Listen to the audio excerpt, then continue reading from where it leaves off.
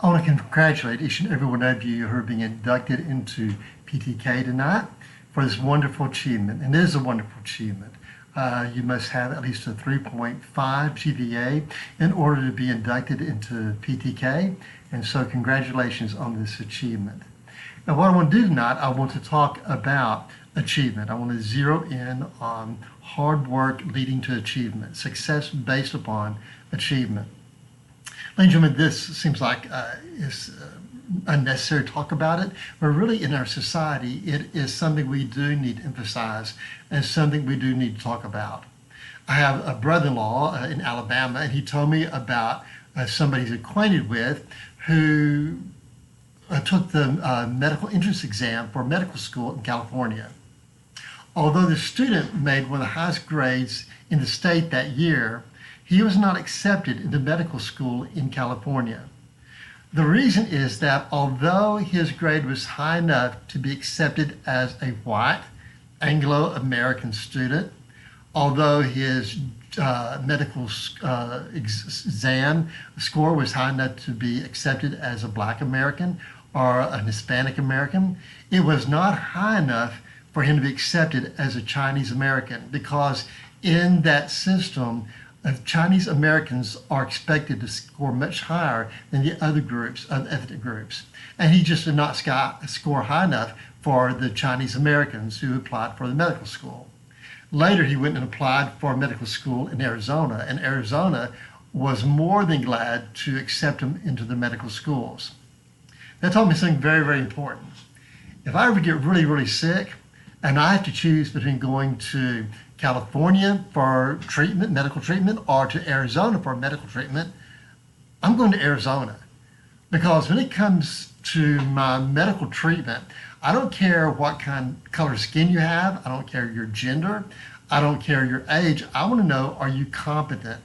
And if we're not basing these jobs and giving these jobs to the most competent people, that makes me very nervous, especially if I need medical treatment, if I need surgery, etc. So we do need to discuss more and more about achievement, success based upon hard work achievement. I think the main problem we see in our society today is that we have a wrong kind of relationship between value and achievement. That because of this relationship, we have messed things up, and we have basically said that these two go together, value and achievement. Well, first of all, I want to say this, that no, they are two separate entities. Basically, value and achievement are totally separate from each other. Now, example, in my life, in my generation, here's the way we put them together.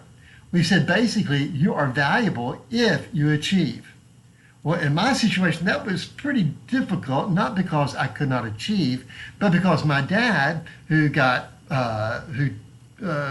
took 3 semesters of night school at Navarre College, he ended up becoming the vice president of Safeway Food Stores, which was the largest food retail operation in the world at that time. He was later actually offered an honorary doctorate from the Georgetown School of Business because he was so good in business. Well, if I am basing my value upon achievement, well, I'm not sure I'd feel valuable in light of the fact if I might be comparing myself to my father's achievement. So therefore, I got to be careful with that, because if I base value upon achievement, I am going to be a slave to achievement in the way I feel about myself. Now today I think it's more like this. Because I am valuable, I should be successful. I don't need necessarily to do anything, but like the Chinese American or the Anglo-American there in California who does not do as well as the Chinese American, well, he gets success because he's valued based upon gender or based upon race. So that's a problem. We need to keep the two separate, because value and achievement are two separate entities. They don't go together. No matter whether you achieve anything else in your life or not, you are valuable. About 90% of the world's population claims that one of the major religious systems is true, or one of its variants. Maybe pantheistic systems such as Hinduism, Buddhism, or the transcendent religions such as Judaism, Christianity, and Islam. And all these systems say that you're valuable no matter what you do. All these systems claim that you have a soul. Now, Buddhism does something a little different with that. That's fine.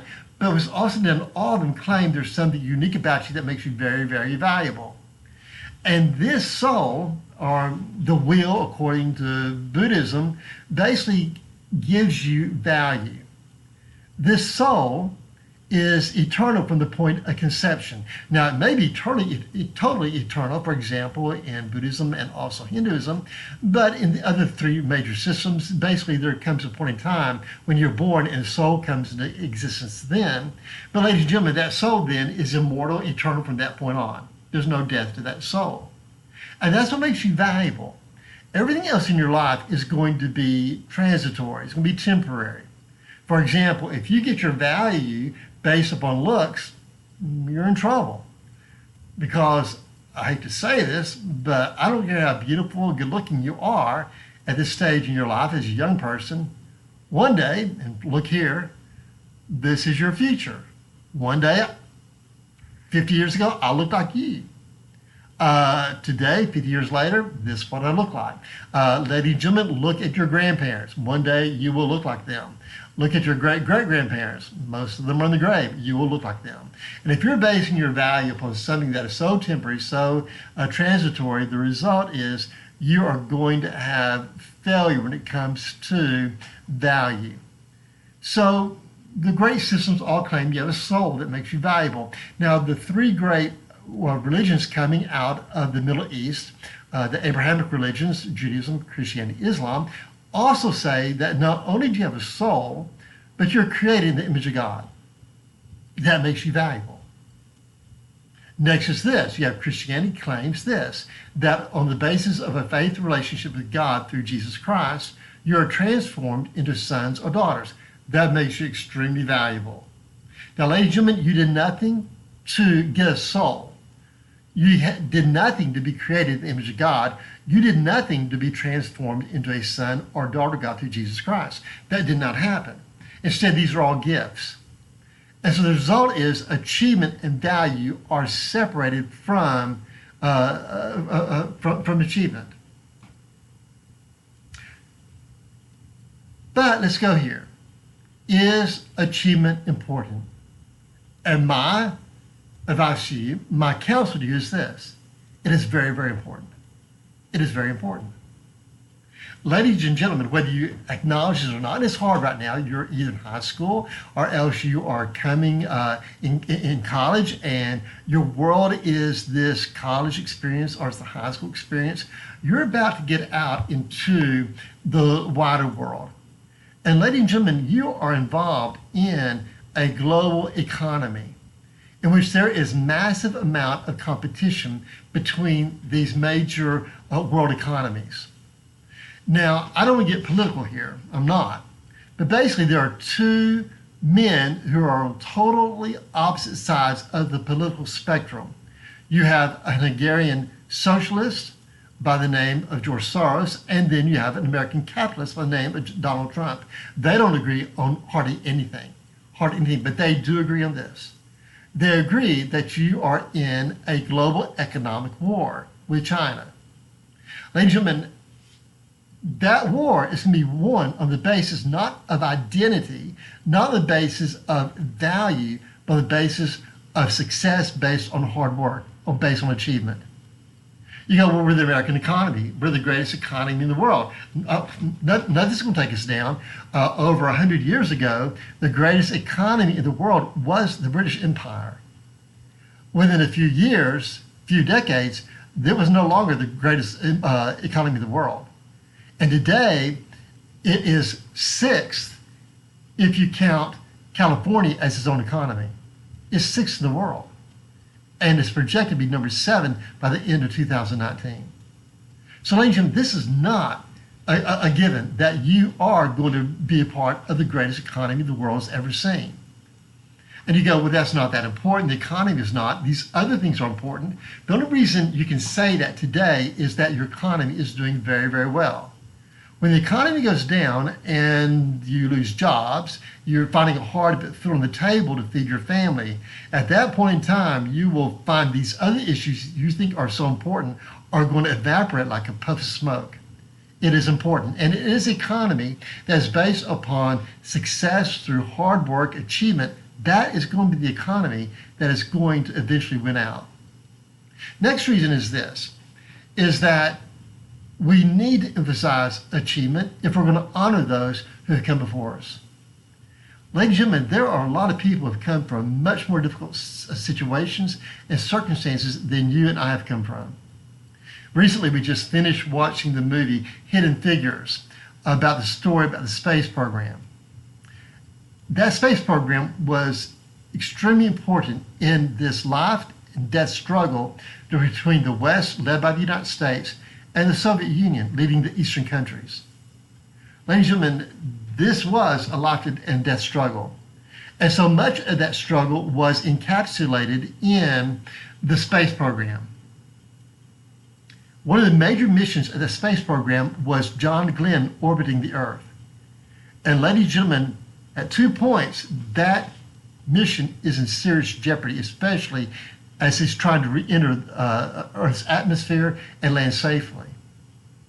When this mission was in jeopardy, they had to go to the mathematicians. John Glenn didn't say, you find me this good old white person who can get me back to Earth safely. He didn't say, get me a white man either. He said, I want the best. I want the smartest mathematician you had there at NASA. And they turned to Katherine Goebel Johnson, who's a black woman. She, along with Mary Jackson and Dorothy Vaughan, saved the space program, and which helped defeat eventually this tyranny coming from the Soviet Union. Ladies and gentlemen, when we say, well, no, it's now a success based upon identity, we dishonor women like this, people like this, who have overcome difficult circumstances to have great achievements, success based on achievement. But also, ladies and gentlemen, you need this for yourself. Yes, you are valuable. No matter whether you do anything else ever again in your life, you're still a valuable person. But there are experiences that you are never going to have in your life unless you are dedicated to hard work, to getting success through hard work. Tom Landry said this. He said, this is the beautiful thing about competition. It stretches us. That basically we would become maybe lazy, fat, slothful if we do not have competition. It stretches me. It develops me. Yes, I work hard. I'm competing against this person for this job, and maybe I don't get that job. But you know what? I've developed as a person. I am now able to experience life more fully because I am more and more developed. Ladies and gentlemen, I'll close this with this, that life is basically a series of achievements. It's great to graduate from high school. You go, I've achieved something. That's right, but that's the beginning of achievements. Life itself is a series of achievements. Peter Kreeft said this. He's professor of philosophy at Boston College. He said the greatest book ever written in the English language was and is The Lord of the Rings. Whatever else that book is about achievements. It's about these four hobbits who go from the Shire on this journey, achievement after achievement after achievement, to destroy the great evil power of Sauron.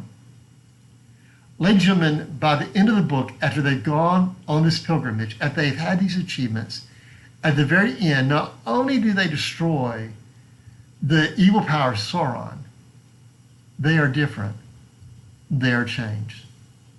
They are really changed into four young princes of Middle-earth.